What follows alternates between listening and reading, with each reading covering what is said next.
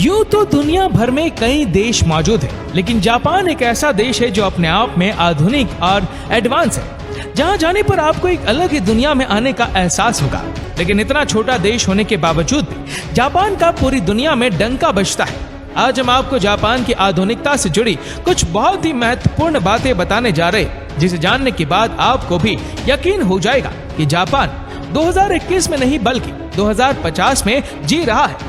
Underground तकनीकी farming. Japan के पास जमीनी हिस्सा बहुत ही कम है, इसलिए यहाँ एक साथ ज्यादा मात्रा में खेती करना संभव नहीं है। हालांकि जापानी लोग हर मुश्किल का हल टेक्नोलॉजी की मदद से निकाल लेते हैं, इसलिए तो यहाँ जमीन की कमी होने के बावजूद भी अंडरग्राउंड खेती के जरिए सेहतमंद और स्वादिष्ट फल और सब्जियों को उगाया जाता है। दरअसल जापान ने टेक्नोलॉजी की मदद से खाली पड़ी टनल और अंडरग्राउंड रूम में फल और सब्जी उगाने की तकनीक सीख ली है, जिसकी वजह से यहाँ जमीन के बिना भी अच्छी फसल उगाई जाती है।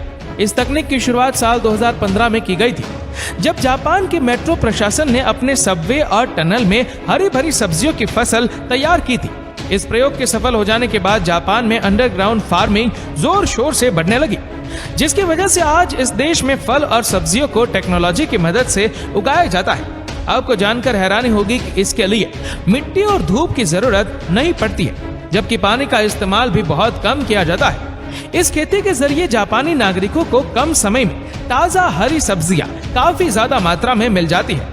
इसी के साथ ही जापान के कई शहरों में बिल्डिंग की खाली जगहों, पार्किंग और छत पर भी खेती की जाती है। ये फसल बहुत जल्दी तैयार हो जाती है और सेहत के लिए भी फायदेमंद होती है।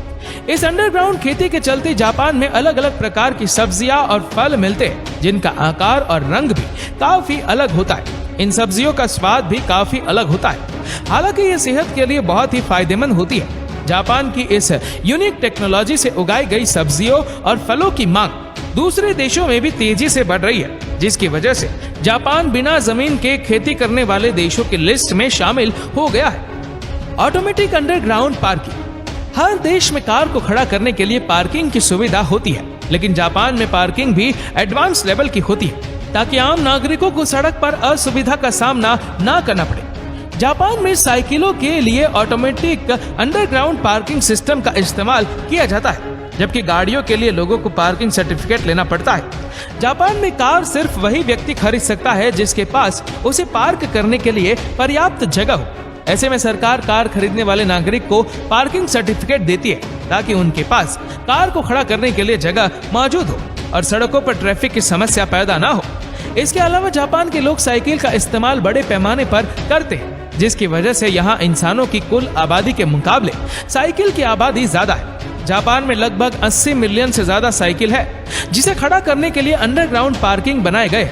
इस पार्किंग के लिए जगह जगह पर छोटे छोटे बॉक्स का निर्माण किया गया है, जिसे इस्तेमाल करने के लिए जापानी नागरिक एक कार्ड का यूज करते हैं, जिसमें अंडरग्राउंड पार्किंग का QR कोड होता है। उस कार्ड से कोड को स्कैन करने के बाद बॉक्स का एंट्री गेट खुल जाता है और साइकिल अपने आप ऑटोमेटिक तरीके से उसके अंदर चली जाती है, जिसके बाद साइकिल एक लिफ्ट के जरिए जमीन के अंदर बनी पार्किंग में पहुंच जाती है। इसी तरह साइकिल को वापस लेने के लिए भी कोड को स्कैन करना होता है और आपकी साइकिल ऑटोमेटिकली वापस आ जाती है, जो कि स्टूडेंट से लेकर खरीदारी करने वाले लोगों के लिए बहुत ही सुविधाजनक साबित होता है। रोबोट का देश। आपने कई हॉलीवुड फिल्मों में रोबोट्स देखे होंगे जो भविष्य को दर्शाने का काम करते हैं, लेकिन आपको ये जानकर हैरानी होगी कि जो रोबोट पूरी दुनिया के लिए कल्पना है, वो वर्तमान में जापान की आन बान और शान है। जापान के ज्यादातर रेस्टोरेंट्स में रोबोट्स ही काम करते हैं और कस्टमर को अटेंड करते हैं। इस देश में रिसेप्शन से लेकर वेटर तक इंसानों का हर काम रोबोट ही करते हैं, जिसकी वजह से आपको वहाँ एक या दो नहीं बल्कि कई सारे रोबोट्स देखने को मिल जाएंगे। इसके अलावा फैक्ट्रियों, स्पेस स्टेशन और मेडिकल सेक्टर में भी रोबोट ही काम करते हैं, जिससे इंसान को दूसरे बिजनेस संभालने में सहूलियत मिल जाती है। आपको ये जानकर हैरानी होगी कि महामारी के दौरान अस्पतालों में रोबोट ने इंसानों का इलाज किया था और उनकी देखभाल की थी। इसी के साथ ही वो मरीजों को रूटीन चेकअप समेत सारी जरूरतों का ख्याल रखते थे। जापान दुनिया का इकलौता ऐसा देश है जो अपने बनाए रोबोट्स को स्पेस में भी भेज चुका है। साल 2013 में जापान ने अपना पहला रोबोट अंतरिक्ष यात्री के रूप में स्पेस में भेजा था, जिसका नाम था किरोबा। इसके अलावा जापान में आने वाले सालाना 500 से भी ज्यादा भूकंप के दौरान राहत और बचाव का काम रोबोट द्वारा ही पूरा किया जाता है, जो मलबे में दबे लोगों को ढूंढने और उन्हें सुरक्षित बाहर निकालने का काम करते हैं। जापान में रोबोट टेक्नोलॉजी इतनी आगे पहुंच चुकी है कि वर्तमान में उसकी बराबरी कर पाना किसी भी देश के लिए बहुत ही मुश्किल काम है। एडवांस और हाई टेक टॉयलेट्स। किसी भी देश में पब्लिक टॉयलेट का साफ सुथरा होना ही सबसे अहम होता है। जापान में आपको हर शहर में ऐसे एडवांस पब्लिक टॉयलेट्स देखने को मिल जाएंगे, जिसके फीचर्स देखकर आप भी चौंक जाएंगे। इस देश में हर 1 किलोमीटर के दायरे में कम से कम 3 पब्लिक टॉयलेट्स होते हैं, जो बहुत ही साफ सुथरे और हाइजीनिक होते हैं। इसी के साथ इन टॉयलेट्स पर लगी सीट में ऑटोमेटिक टेम्परेचर कंट्रोल सिस्टम लगा होता है, जिसकी वजह से अगर आप सर्दियों में टॉयलेट सीट पर बैठते हैं तो वह अपने आप गर्म हो जाएगी। इसी के साथ जापान के एडवांस टॉयलेट में ब्लड प्रेशर, यूरिन और वेट चेक करने के लिए अलग अलग मशीनें भी लगी होती है, जिसे आप फ्री में यूज कर सकते हैं। इसी के साथ इन टॉयलेट के जरिए वाटर वेस्टेज को भी रोका जाता है, क्योंकि इन टॉयलेट के फ्लश के ऊपर वॉश बेसिन लगा होता है। ऐसे में हाथ धोने के बाद पानी बर्बाद होने के बजाय फ्लश टैंक में जमा हो जाता है, जिसे टॉयलेट यूज करने के बाद सफाई के लिए इस्तेमाल किया जाता है। इसी के साथ ही जापान के एडवांस टॉयलेट में फ्लैश का साउंड कंट्रोल करने के लिए सेंसर लगे होते हैं, जिसकी वजह से जब कोई टॉयलेट में फ्लश करता है तो उसकी आवाज बाहर नहीं जाती है। बुलेट ट्रेन का आविष्कार। अगर आप जापान में घूमने के लिए जाते हैं तो आपको कोई भी प्राइवेट टैक्सी या बस नहीं लेनी पड़ेगी, क्योंकि इस देश में दुनिया का सबसे बेहतरीन और एडवांस ट्रांसपोर्ट सिस्टम है, जिसकी वजह से नागरिकों को न तो घंटों बस का इंतजार करना पड़ता है और न ही कोई व्यक्ति ऑफिस के लिए लेट होता है। दरअसल जापान में बुलेट ट्रेन मौजूद है, जो हवा से भी तेज स्पीड में चलती है और कई किलोमीटर की दूरी चंद मिनटों में तय कर लेती है। बुलेट ट्रेन 240 से 320 किलोमीटर प्रति घंटा की रफ्तार से चलती है, जिसे जापानी भाषा में शिनकेनशेन कहा जाता है। ये बुलेट ट्रेन जापान की राजधानी टोक्यो को अलग अलग शहरों से जोड़ने का काम करती है, ताकि नागरिक कम से कम समय में एक शहर से दूसरे शहर की दूरी तय कर सके।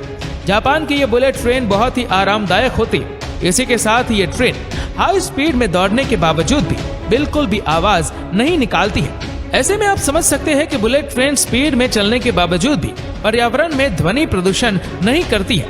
बुलेट ट्रेन कभी भी लेट नहीं होती है और न ही अपने यात्रियों को लेट होने देती है। यही वजह है कि जापानी लोग समय के बहुत ज्यादा पाबंद होते हैं। Capsule hotel. जापान जाने वाले हर व्यक्ति को एक बार इस कैप्सूल होटल में जरूर रुकना चाहिए, जो बहुत ही सस्ते और एडवांस तकनीक से लैस होते हैं। जापान में बने गए इस कैप्सूल होटल से पता चलता है कि ये देश कितना आधुनिक है, जहां हर तरह के नागरिक को ठहरने और सोने के लिए एक छत मिल जाती है। जापान के इन कैप्सूल होटल्स का इस्तेमाल गरीब और कम पैसे कमाने वाले लोग करते हैं, जिनके पास घर खरीदने के पैसे नहीं होते।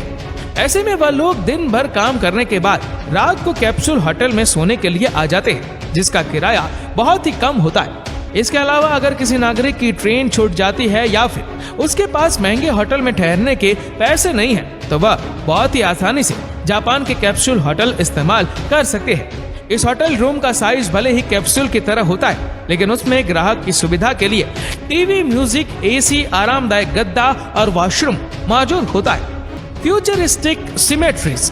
जापान में जमीन की कमी है, जिसकी वजह से वहाँ कब्रिस्तान की संख्या बहुत ही कम है। ऐसे में पहले से बने कब्रिस्तान भर चुके हैं और वर्तमान में मृतकों के शव को दफनाने के लिए पर्याप्त जमीन नहीं है, जिसकी वजह से इस देश में एडवांस टेक्नोलॉजी वाले कब्रिस्तान का निर्माण किया जाने लगा है। ये कब्रिस्तान जापान की पारंपरिक और आधुनिक सभ्यता का प्रतीक है।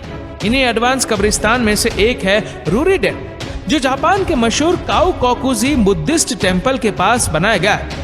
इस कब्रिस्तान में मृतक की बॉडी को एडवांस तरीके से जमीन के अंदर बने चैम्बर में दफना दिया जाता है, जिससे स्पेस की कमी नहीं होती है और एक साथ कई लोगों के शव दफनाए जा सकते हैं। इसी के साथ ही इस कब्रिस्तान के ऊपरी हिस्से में एक बड़ा सा हॉल बनाया गया है, जिसमें छोटी छोटी बॉक्स के आकार की खिड़कियां मौजूद है। हर बॉक्स में भगवान बुद्ध की एक छोटी सी मूर्ति रखी हुई है, जिनकी संख्या लगभग 2000 है। ये मूर्तियां इस बात को दर्शाती है कि कब्रिस्तान के अंदर इतनी संख्या में मृतकों के शव दफन किए गए, जिसके बाद उनकी याद में हर एक बॉक्स में एक मूर्ति रखी जाती है। इतना ही नहीं, इस एडवांस कब्रिस्तान के हॉल में जब कोई नागरिक अपने मृतक रिश्तेदार से मिलने आता है, तो किसी एक स्टेचू की लाइट अपने आप जलने लगती है। इस तरह एडवांस तरीके से शव को दफन किए जाने के बावजूद भी जापानी नागरिक मूर्तियों के जरिए अपने प्रियजनों के संपर्क में रहते हैं, उनसे प्रार्थना करते हैं और उनसे मिलने आते हैं। माना जाता है कि हर एक स्टेचू के बॉक्स को कब्र में दफन किए गए शव से जोड़ा जाता है। इसलिए जब उस कब्र से मिलने के लिए कोई व्यक्ति आता है तो स्टेचू की लाइट जलने लगती है। आपको बता दें कि इस एडवांस कब्रिस्तान में हर स्टेचू को ब्लू रंग की खूबसूरत लाइट से कवर किया गया है ताकि उन्हें देखने वाले इंसान को शांति और स्थिरता का एहसास हो। इस तरह के कब्रिस्तान जापान के अलावा पूरी दुनिया में कहीं और देखने को नहीं मिलते हैं। इसीलिए ये कहा जा सकता है कि जापान साल 2050 में जी रहा है। तो ये था जापान से जुड़ी कुछ ऐसी बातें जो उसे पूरी दुनिया से अलग और एडवांस बनाती है। जापान की प्रगति के पीछे वहाँ के वैज्ञानिकों और नागरिकों की अहम भूमिका है, जो न सिर्फ बदलाव को अपनाती है बल्कि अपनी पुरानी परंपरा को भी जीवित रखना जानते हैं। दोस्तों, इस वीडियो को लेकर आपकी क्या राय है, नीचे कमेंट करके जरूर बताएगा। और अगर आपको वीडियो अच्छा लगा हो तो इस वीडियो को लाइक करेगा, शेयर करेगा ज्यादा से ज्यादा लोगों तक, और ऐसी ही और भी इंटरेस्टिंग जानकारियों के लिए सब्सक्राइब करें हमारे YouTube चैनल को और Facebook पर फॉलो करें हमारे पेज को। धन्यवाद।